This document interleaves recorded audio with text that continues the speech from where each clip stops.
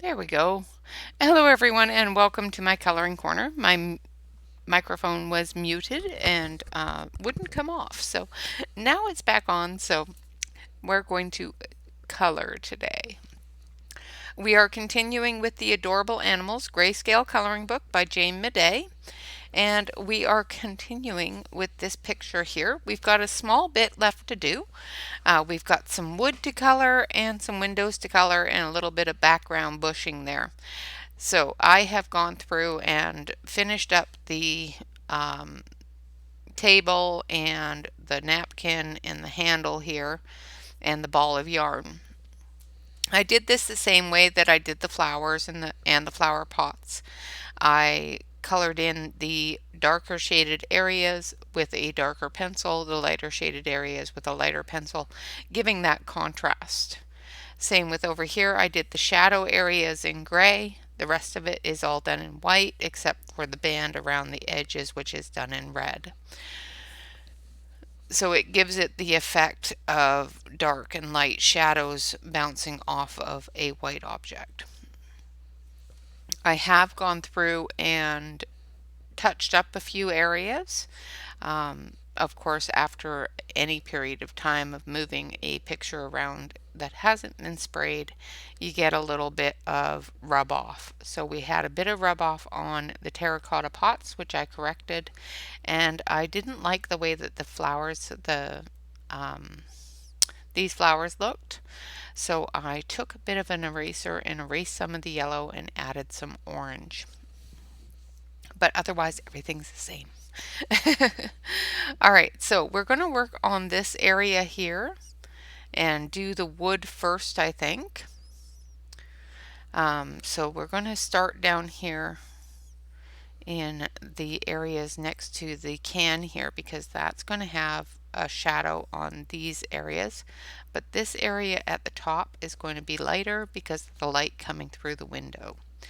And then we will work on doing the glass and everything else. So our colors that we're going to use for the wood are Peru, saddle brown, and chocolate. So those are our colors that we're going to use. First we're going to use the saddle brown. And I'm going to switch it over to the close-up camera here. And as you may have noticed, I have gone back to my original format so that I'm not causing people to have migraines. And this swirly thing was bugging me. So when somebody asked me to revert back, I was happy to do so. So we're just going to zoom out a little bit so that we can get a good view of what we're doing here. There we go. That's a little better. And the focus is fine. Now there's a bit of a glare from the light, but that's to be expected. Let's see if we can brighten that up a little bit. There we go.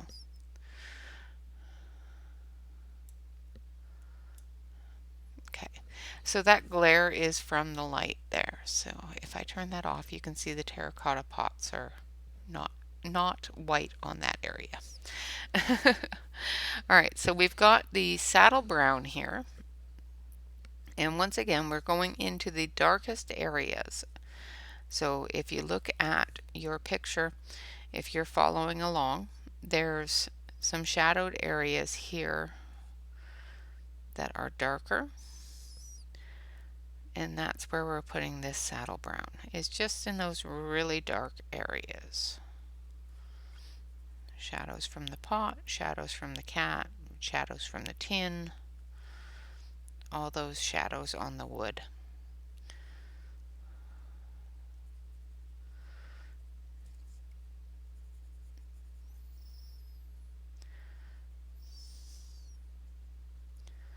Actually, I think we're going to actually see if there's a darker brown in this set.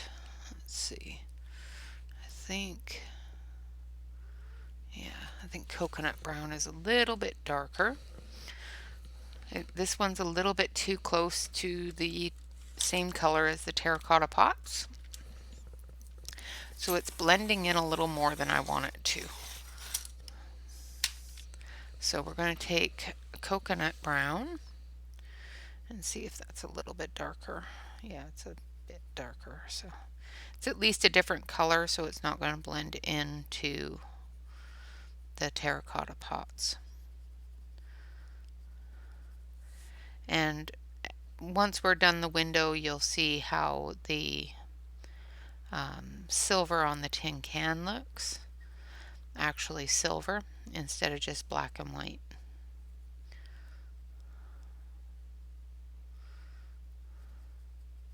So I'm just going through that area next to everything, getting that shadow filled in.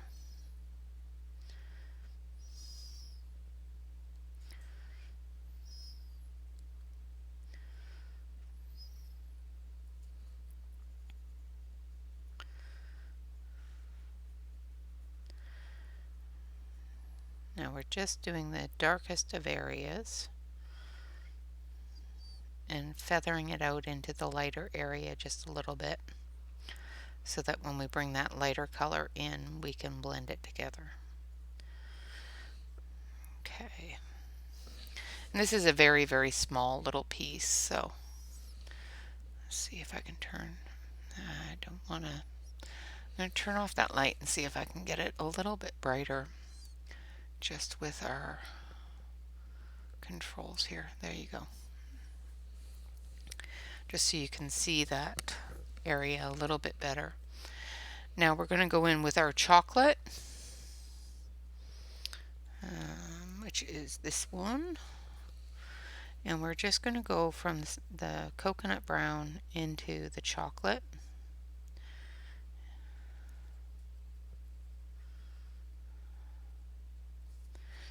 And we're going to fill in all of the light gray areas. So the white areas we're going to leave, and we'll do those in the light brown that we have, the Peru.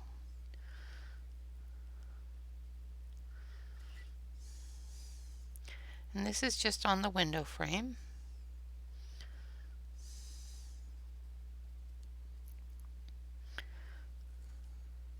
And it's just the same way that you do pretty much any grayscale, is you cover your dark areas, you put in your medium areas, and then you put in your lighter area.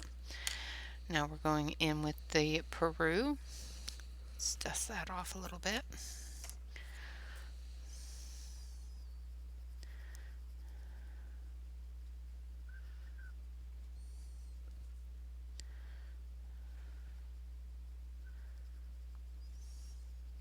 Now you can of course go the opposite direction. You can go light and then put in your dark shadows. I find doing it this way gives me a better idea of where those shadows are, especially if I'm going to use a darker than gray kind of color.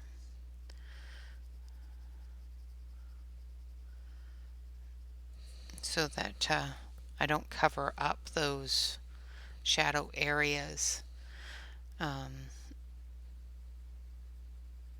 with the lighter color. So I'm just going back through with the chocolate, darkening them up a little bit. The main goal here is to eliminate any of the gray and replace it with color. So if you can still see gray coming through, then you need to go over it a little bit and eliminate that gray. Now you don't have to, but that's the main goal, is to put in the colors to eliminate and replace that gray with. Sometimes the grayscale is really, really dark, and that makes it difficult. You just have to remember, with a really dark grayscale, it means that they've used a dark color there, and you have to use, well, you don't have to, but in order to eliminate the gray, you need to use a darker color. Alright, so there's our first part of our windowsill. Now the rest of this area here is window. This area here is wood. So this is the area that we're going to work on. We're not going to work on the window yet. So let's move this down a little bit so you can see where I'm going. So I've got the, where's my coconut brown? I keep on grabbing the saddle brown. I've got the coconut brown, and I'm just going to go through those really dark areas and cover that gray up with this dark brown.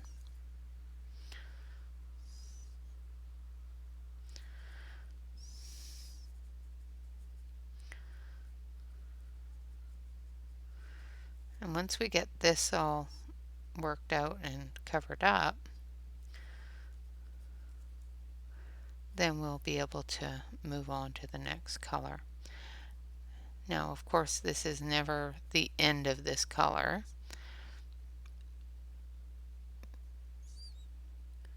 because you need to go back through and re-add it if you find that the color has been washed out by your other colors. And I know it's a little bit of a conundrum of, why would I want to put down a color just to have to go over it because it's gotten taken out by a different color. And that does happen sometimes. You don't, like I said, you don't have to do it the way I am with the light dark or the dark to the light. You can go from light to dark so that you're not washing out your colors. I find it easier to go from dark to light, just so that I can see where those transitions are in the picture. Because sometimes you don't see where those transitions are very well.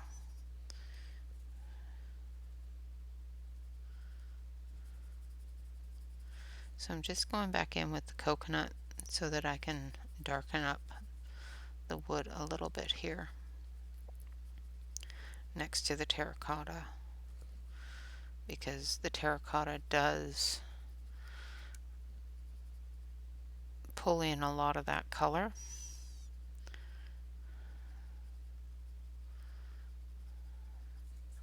And try to blend itself into it. Now, if you have a problem like that, you can, like I'm doing, use a darker brown. Or another thing that you can do is grab your black pencil. I think that's it. No, that's sapphire. That's not going to work. This is it. You can grab your black pencil and just add a little bit of black to that area closest to the object that you're trying to separate out, just to enhance those lines a little bit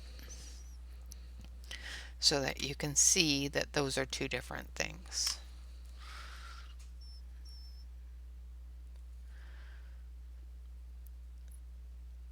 And blend it into your brown.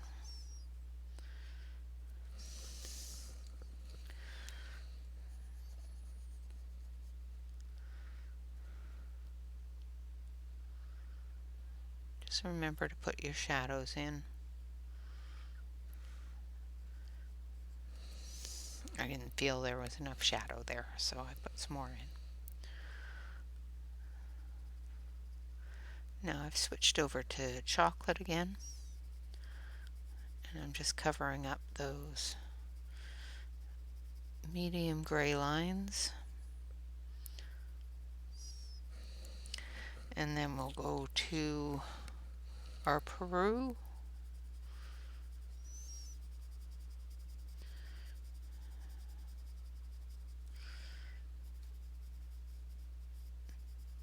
And cover up all those light areas, blending all those colors together to get one cohesive kind of look. Now this is a potting shed. I could have done the window gray because the wood would have been weathered and whatnot. I like the color of wood. So even on a typical tree, these are the colors that I would normally use. Like if I was to color a just a plain, not a grayscale, a line art tree, I would do the same thing that I'm doing here, of just going around the objects, putting in those shadows with the dark color,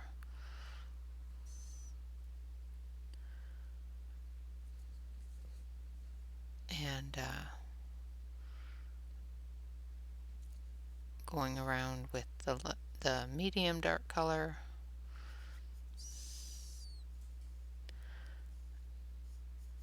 and then going in with the light. Another thing that I like to do on trees especially is I like to take a gray-green and give it a little bit of moss and give it that effect of outdoors kind of colors. And I'm off camera, sorry guys.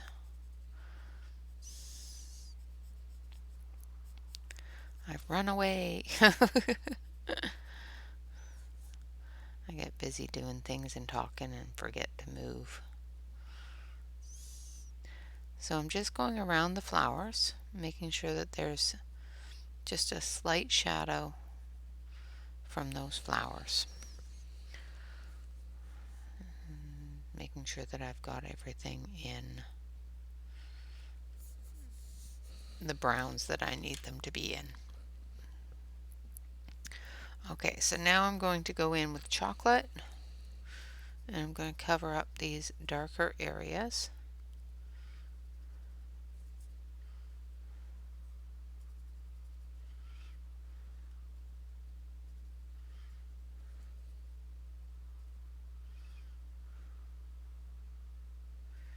That is part of the wood. I don't know why that was drawn as part of the wood, but we'll figure that out when we get there.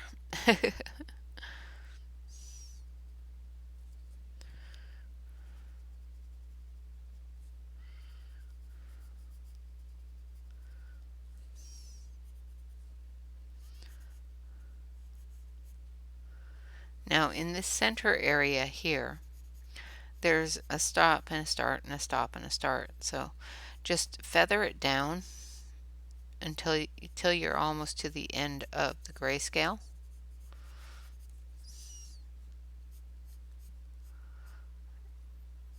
And then go over it with your light and then do touch-ups and whatnot.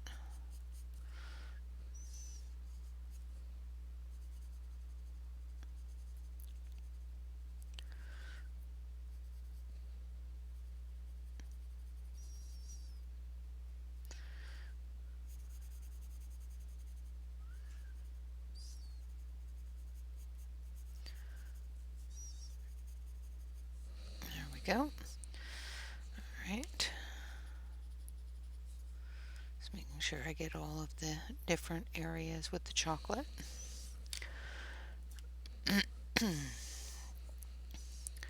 Alright, now we're going to go in with the Peru.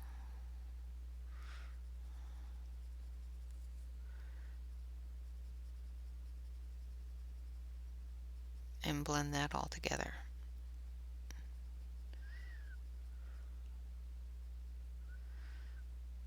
Like I said, if you find that your dark areas are taken over by the lighter color, just go back over them a little bit with the darker color just to touch them up.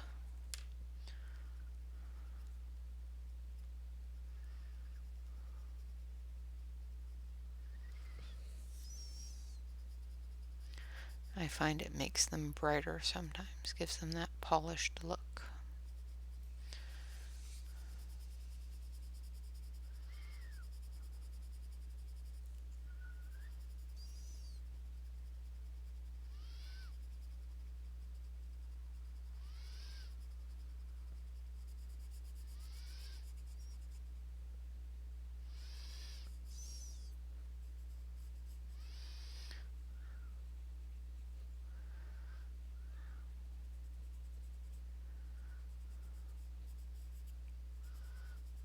And there we have it.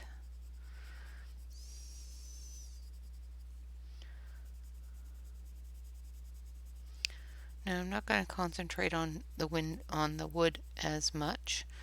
I just wanted to show you at least the three colors and how to blend them, how to utilize them to give that polished wood look.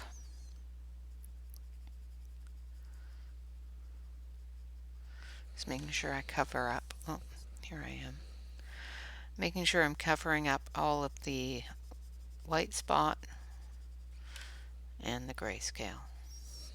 Now I find that I've used up a little bit too much of that chocolate here, so I'm going to put a little bit of it back.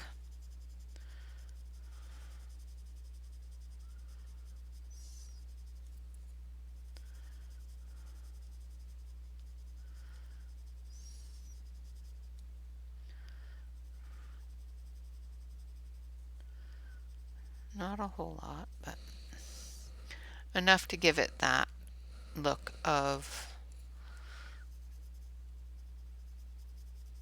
shadow from this grouping of flowers.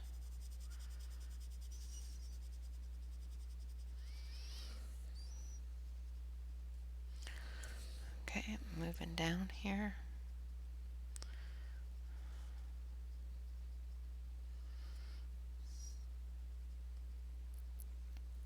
And don't forget the spots between your flowers.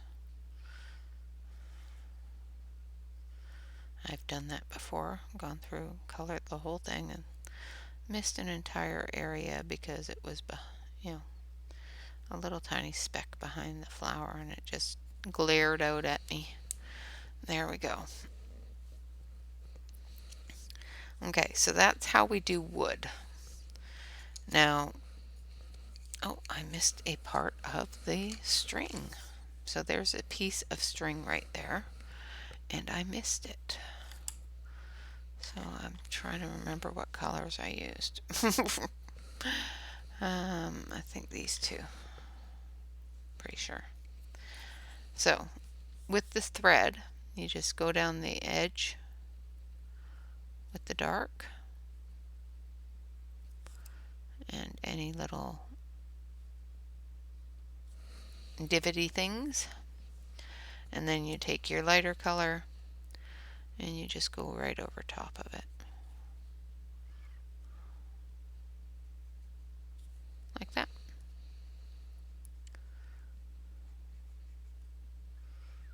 That leaf wasn't looking too good. Okay, so now we're going to start on the window, and we're going to do from dark down. So what we're going to do is we're going to take blue, and I'm going to turn this upside down so you guys can see it a little bit better and I can reach it a little bit better. And I'm just going to take this blue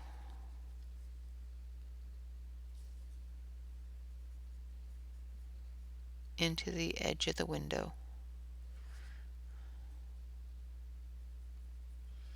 And I'm just going to come out just a little bit with it, just giving it just enough darkness to show that it's a window and not just an open sky. Because behind this window is a sky. So it's all going to be blue. However, we want it to show that there's a window here.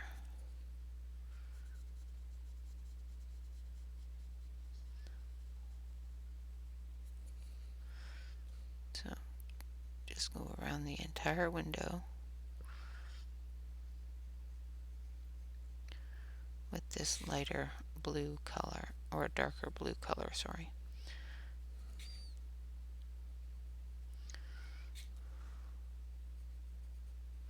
Just around the frame. Don't worry about going around the flowers or the pots or anything else, just go around the frame.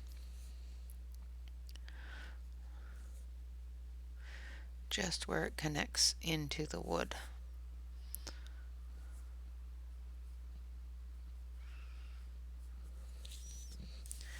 And just enough that it shows that it's connected into the wood.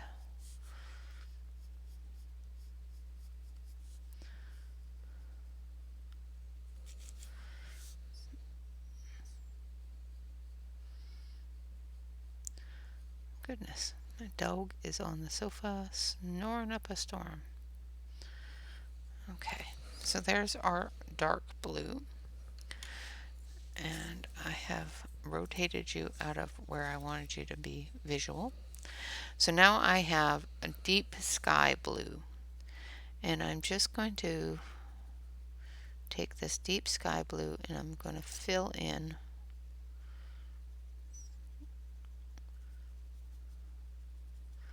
basically the corners and anything that has a plant in front of it. And I'm doing this very, very lightly. I'm going to move you over here a little bit because I need room for my arm.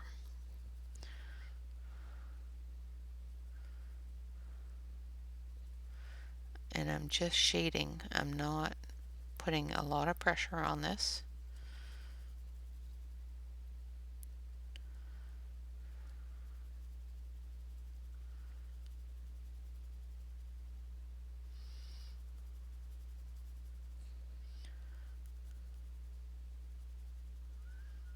Just going to put in enough color here, and I will be going over it with the light blue as well. So it's just a process of layering up the colors just the same as it is on any regular coloring.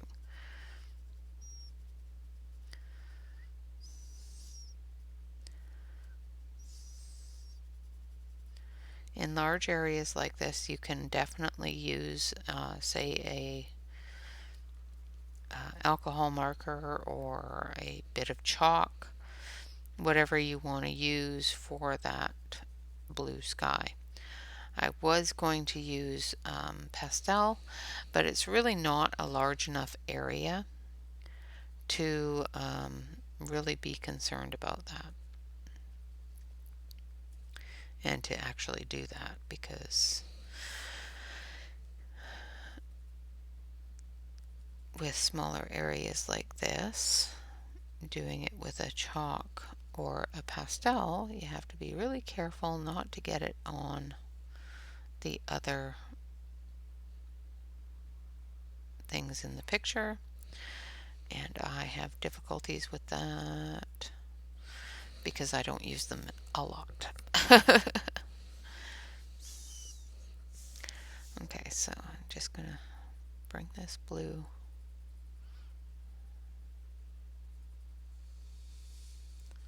around this flower.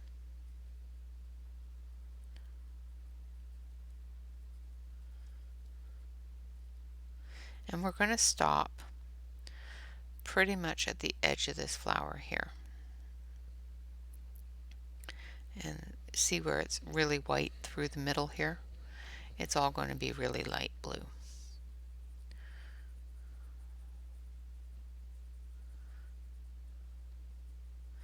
like I said, I'm just barely touching the page with the pencil. And I'm just going in little tiny circular motions, getting that area filled in. I could go back and forth and that sort of thing, which would be fine, but I find that it blends better and covers better just going in little circular motions.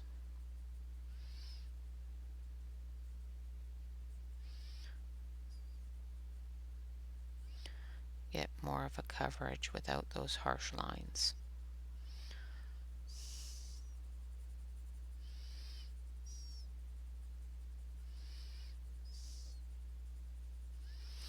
That's just my personal opinion.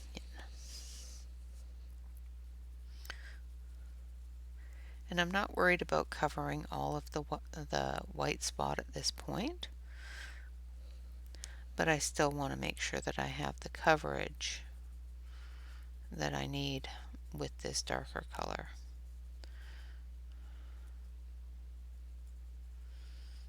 And I will come back through and touch it up as needed.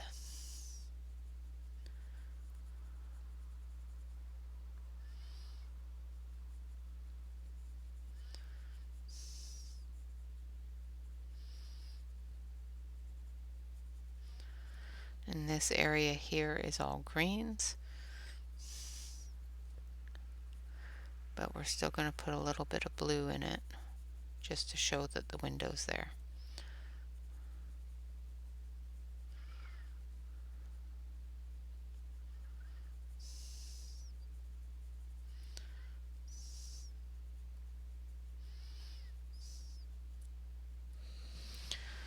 Okay, now we're going to do the other side.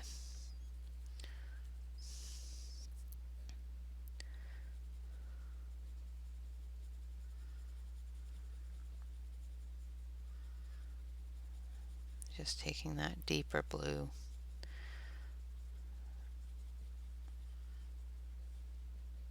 into the dark blue and then bringing it down. Now remember to leave an area where it's going to feather in. So I'm just going to gently extend that out into that lighter area, just with the little feather extension, so that when I go through that with the lighter color, it will just blend right in, become a seamless blend. And of course this area here is going to be green because there's a bush outside the window.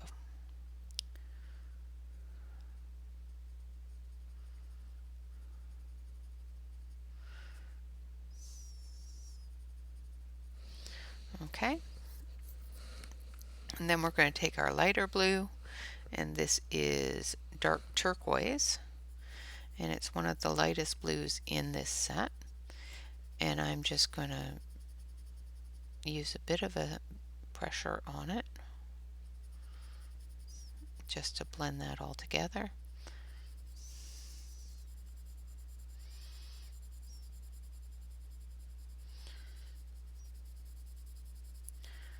And I will go back through and I will relayer it.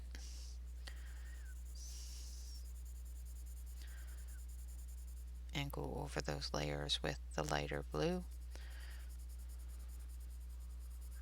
And continue to do that until you don't see any more of the gray. So I'm just going into that feather. And this I am doing a back and forth motion because I want a large coverage.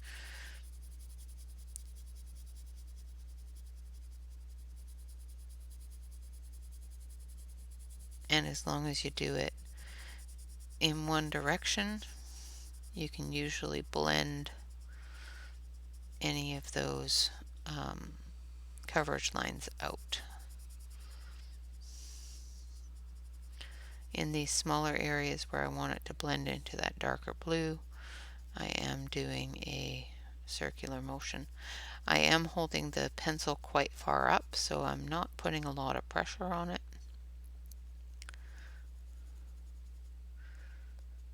The only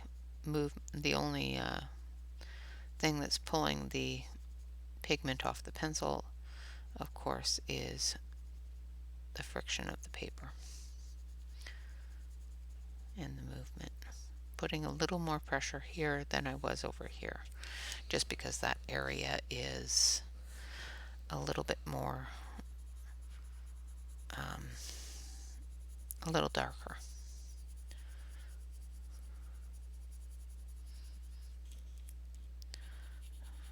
Once again, trying to make sure I don't put any harsh stop and start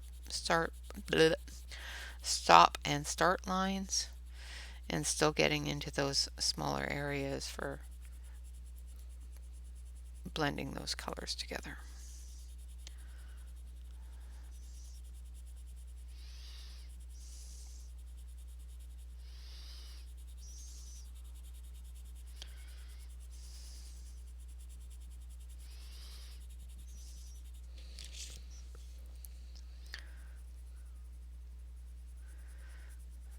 Definitely in the ugly teenager stage right now.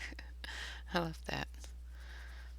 I don't remember whose stream I picked that up from, but it's just an awesome saying, because that's exactly how it feels, is the ugly teenager stage. You know, when they're all coming into teenagerhood and still gangly, and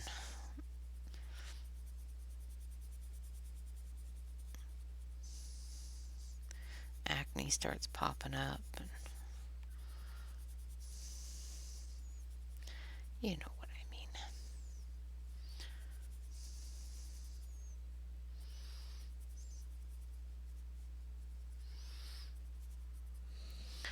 Okay. So just filling it in. Like I said, I will be blending this, so I'm not too concerned about the white spot. I kind of want some of it to show through,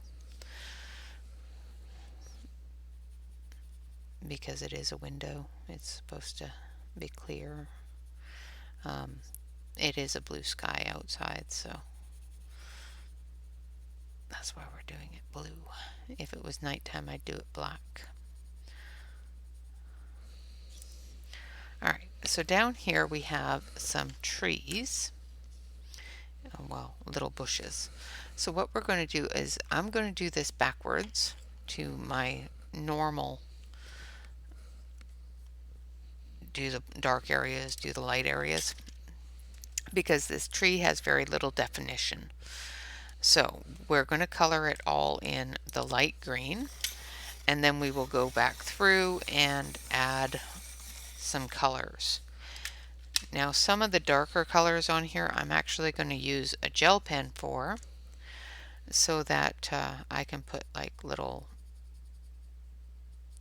flowers and berries and whatnot on it. So I'm just covering the whole area with this light green. And once again, not using a whole lot of pressure, because I want that tooth to stay for the dark green areas as well as for any colors that we decide to put in there.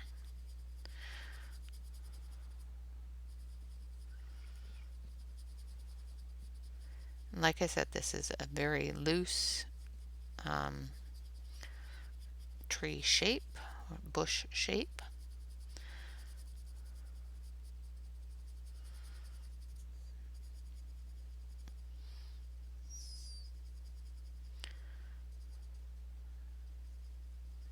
So there's no definition in the leaves or anything like that beyond the fact that it's there.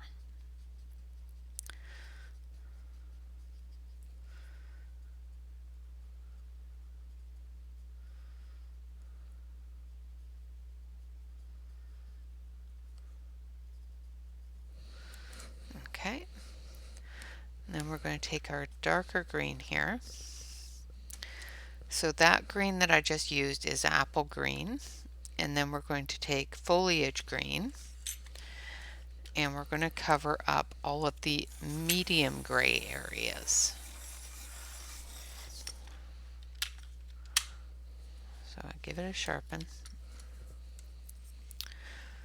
And we're going to go in and we're just going to give little circles.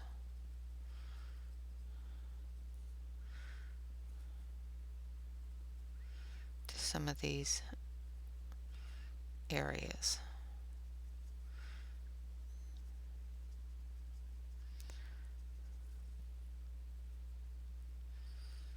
To give definition to the foliage.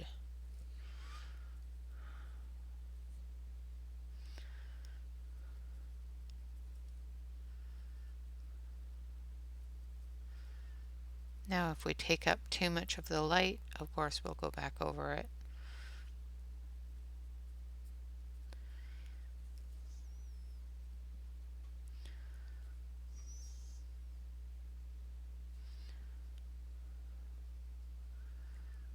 We're going to go over it anyway just to give it that polished look. And it's pretty random, so it's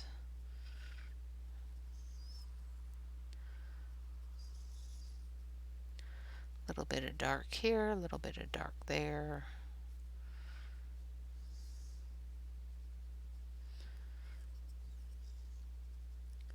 And then all these really dark areas, I will go through and add a little bit of gel pen to give it the flowers and whatnot. Now, what did I do with that green? There it is. I lost my light green. Okay, so once again, we're just going to go over it and blend that dark color in.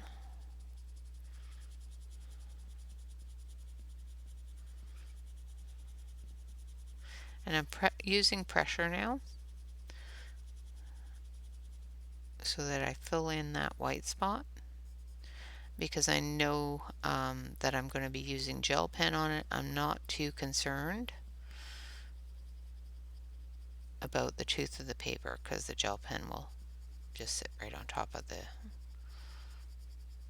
colored pencil.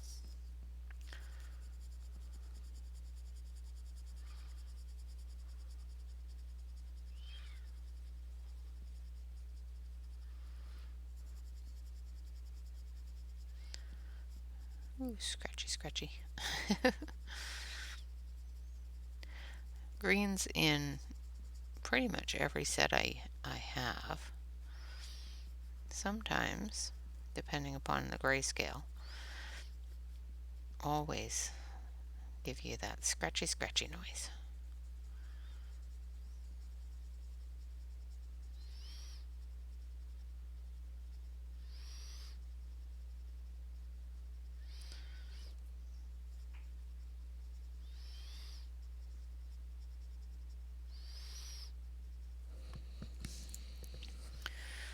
Okay. And any areas that you feel aren't quite dark enough, you just go through and add a little bit darker.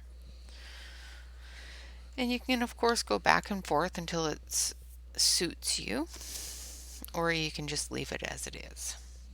So what we're going to do is we're going to take our Caran d'Ache little stubby here, make sure there's no color on it.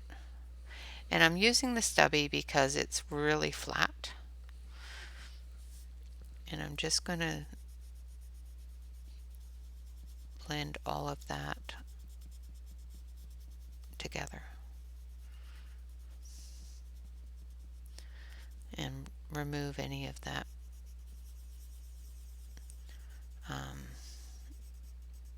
white out. It won't remove all of it, but we'll put some color in there.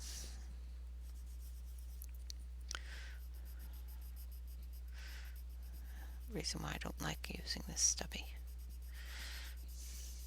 I like it because it blends large areas really, really nicely. Don't like it because the little metal thing cuts into my finger. Because he is a stubby. I have to use this with him, otherwise, yeah, he's not being used.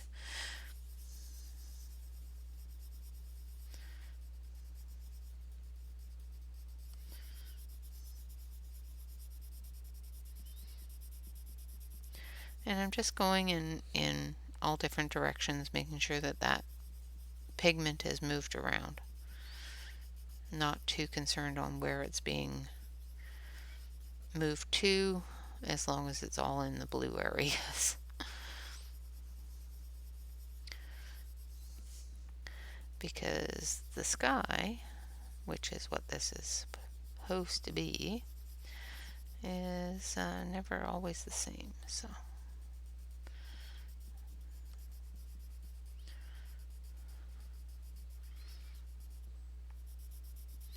and sometimes it's good to go against the way that you colored in order to get the pigment moved into those areas that you've missed.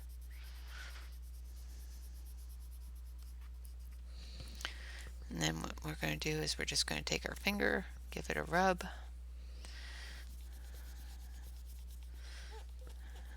and remove any of those blending lines.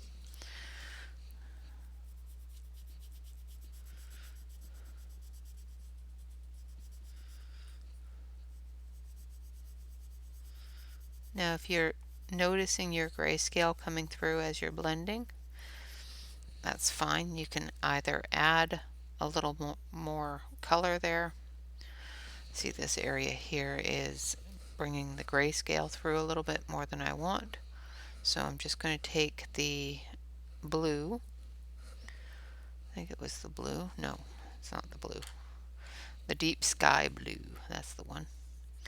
And I'm just going to go over it just a little bit harder. Now I have to go a little bit harder around here because I've blended it. And sometimes with the blending pencil, it kills the tooth. And yeah, you're never getting that back. So I'm just going to put a little bit more pressure here and bring that in.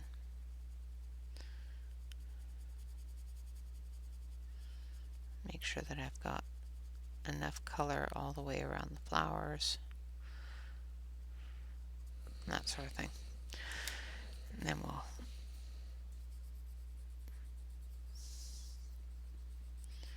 blend it all together.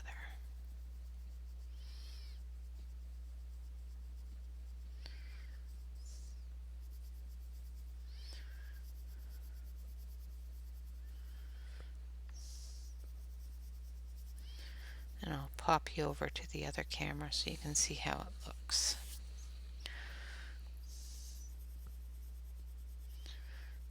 I'm not liking the way this is blending for some reason. I think I figured that out earlier, as I didn't like the way the Caran d'Ache blended this. So I'm just going to use the Blick Studio blender and move it around a little bit more.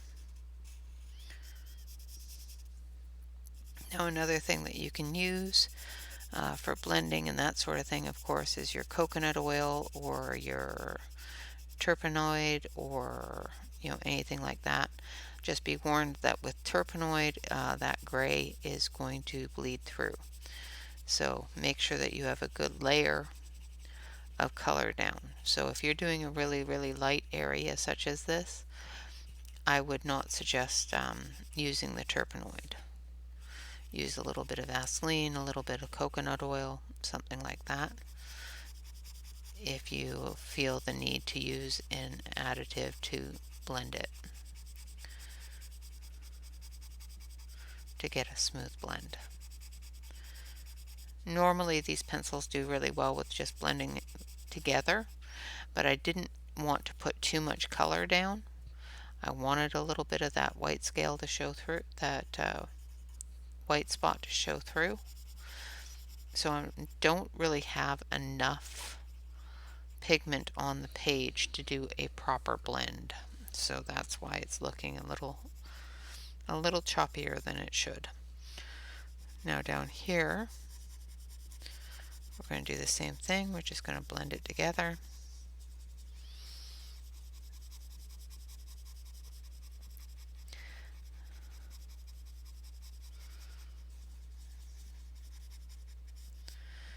And get that bush looking like a bush behind the window. Alright, now we're going to brush it all off. And I'm going to switch over to the other camera so you can see how it looks. Okay, so as you can see, the difference between this window and the way that the entire picture is going to look finished. Now we're almost at an hour, so I'm not going to go any further with that. I will put in the little spots for the berries on the bush. So I'm going to use my little diamond. I'm going to use my diamond pen, and I'm going to use my flash pen, which is a metallic-y kind of color. And I'm just going to put little red berries in some of the really, really dark areas here.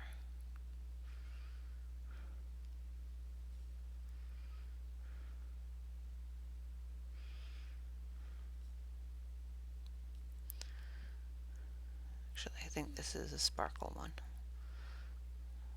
which is fine too. I like a little bit of sparkle. There we go.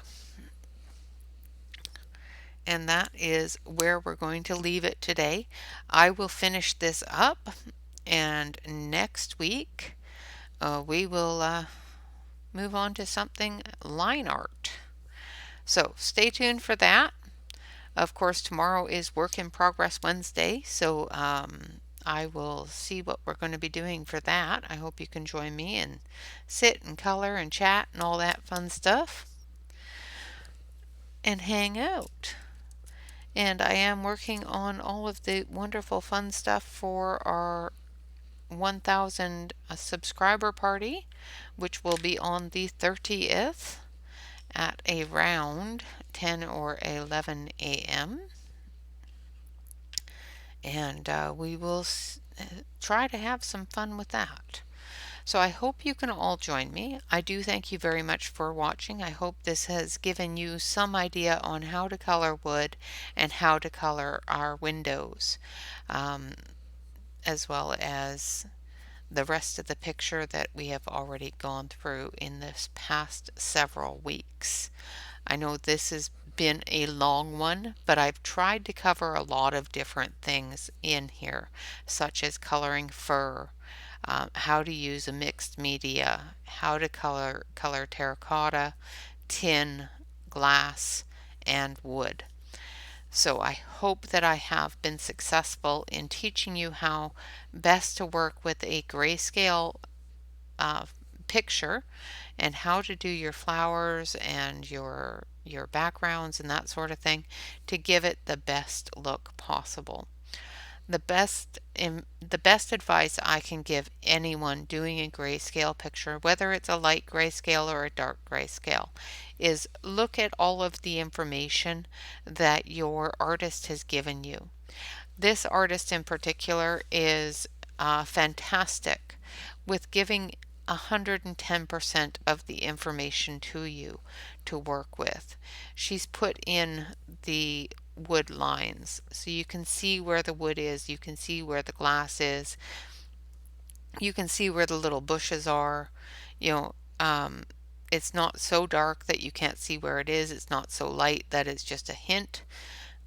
It's all of the information that you need to do the picture perfectly. There are some artists out there that do grayscale a little bit darker, and they're sometimes harder to deal with, and they're harder to work with. The only suggestion I can give you with those is the thing that I have learned with them is A, remember to color the dark areas with your dark pencils. B, use one of the things that I have learned with doing Selena finishes, dark grayscale, is you can't blend that, because if you do, you're going to lift up that really dark grayscale. So what I do is I use an additive attached to my pencil. So if I'm coloring uh, one of her pictures with a wax-based pencil, I use a bit of Vaseline to blend that pencil together. If I'm using an oil-based, I use a bit of coconut oil. And those are the things that I use. I just dip my pencil into it and color the area that I want to color. Once it stops moving smoothly over that grayscale, I dip it again. And that's just one of those things that I have learned from watching others and trying it out myself. Um, yeah, my absolute most helpful advice that I can give anyone that is coloring a grayscale picture is A, follow the artist's information. So if the artist has given you the information, such as Jane does in her book, she gave you all of the information. I've gone against what she has given me and colored the cat a different color, which, if you look at it, changes the tone of the picture just enough, just a little bit. It just slightly changes the tone of the picture, but it's the same picture. I've changed the color on the thread. I've given it more of a green than she has. I could easily take an eraser there and bring down the color to what her color is, but I'm not going to. Same with the oranges in the flowers. I like it a little bit more red. And those are the things that you can add to it that don't give it too much of an issue. You can change any color that you want on it. However, you're going to have to still go with a dark, medium, and a light in order to get those grayscale properties to pop. Like she's done hers with a weathered wood. I've done mine with a darker wood. And it's just those little bits that give it that extra bit of pop. Do it whatever color you want. Just remember that the top part of this pot, because of the darker grayscale that was there, is going to be a darker color. You can color these whatever color you want. However, because they are a darker level of grayscale, you're going to have to color them a darker color. I could have colored this tin can all sorts of colors. Because of the lightness that her tin can is, it gives you the opportunity to choose any color you want for that tin can. Same with the blanket. I could have colored the blanket any color I wanted because it is white. It is a really light color. If I was to go over this with yellow, all of the grayscale would still be there and it would still pop just as well. Now we're going to take a look at one of the grayscale pictures here, and as you can see, this is going to be dark. This area here is going to be lighter. So just follow what the artist has given you. With a really dark grayscale, just remember that sometimes the darkest colors are absolutely the darkest colors. Sometimes they're black, sometimes they're dark reds, and things like that. Do yourself a favor. Take a look at either how the artist has colored it, or how somebody else has colored it, so that you can get an idea where things are and what things are. Because sometimes the grayscale gets so dark that things combine together into one object, and you can't get a good idea of what colors those should be. So that is my advice on grayscale coloring. I hope it is helpful, and I hope you enjoy the image. I will finish it up and I will post it on my Instagram as well as on the community page so that everybody can see it. I thank you all very much for joining me. I hope that I have been at least a little bit helpful in showing you how to color these grayscale images. And I have somehow managed to smudge, probably by putting the book on it, I managed to smudge all my ink. So don't do that.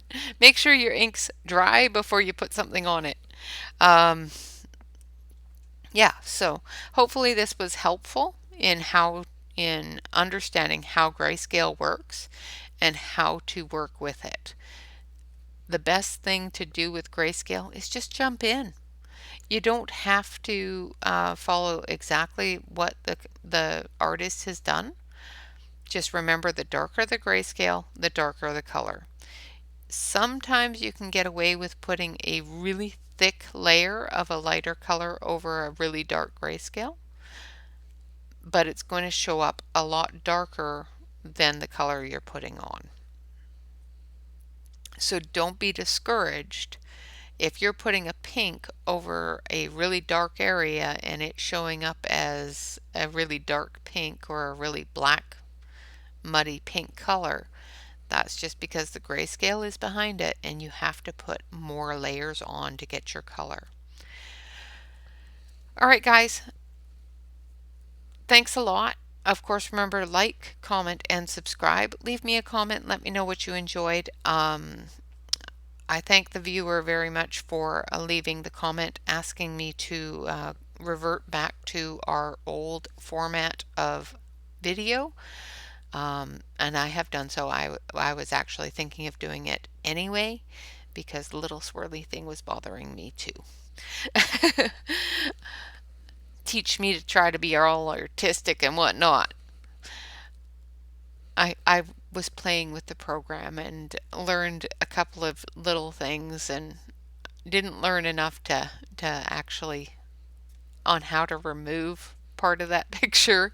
So I will have to play with it some more and figure out how to do the frame and whatnot without giving people headaches. Without giving myself a headache. Let's see, what else was I going to tell you about? Oh, if you want to join us over on Facebook, we definitely do have a Facebook group. Just make sure that you fill out the application form to be admitted into the group. And of course, the link to that is in the About section below. I have left a link for my Instagram because I did activate it again because of all our wonderful hashtags. So I did reactivate my Instagram. So I have left a link to that in the community page. So if you want to join me over on Instagram, I will be posting all of the colored projects that we do here. I do have it set to private, so only people that want to see my stuff can see my stuff. What else was it? Yeah, other than that, remember to relax, color, and stay safe. Thank you all so much for joining me and for watching this video. Again, I hope it was very helpful. Otherwise, thanks for watching, and we will see you tomorrow. Bye-bye for now.